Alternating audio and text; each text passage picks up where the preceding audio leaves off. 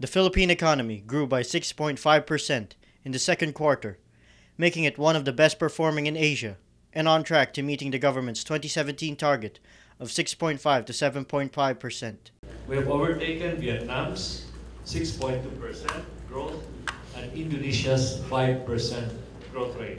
This puts the country as either the second or the third fastest growing major Asian economy, next only to China, whose growth rate was 6.9% in the second quarter. Malaysia and Thailand have yet to release their data, but you can expect that they will be lower than the performance of the Philippines in the second quarter. Economic Planning Secretary Ernesto Pernia said, government spending boosted growth for the April-June period, making up for the slackening in the private sector. On the demand side, growth in household consumption remained at 5.9%.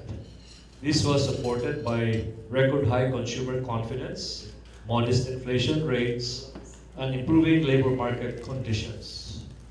Government consumption expanded by 7.1% from a meager 0.1% in the first quarter of 2017.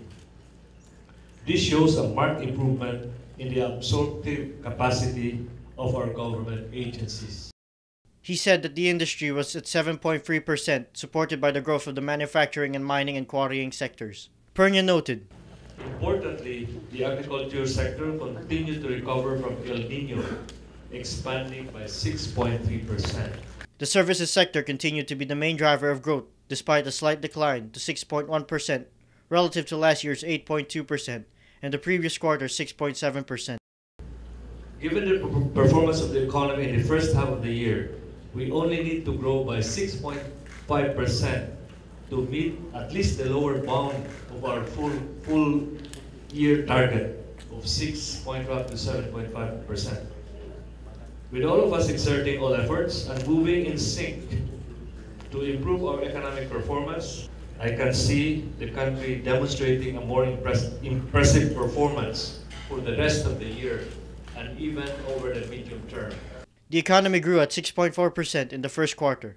It soared to 6.8% in 2016.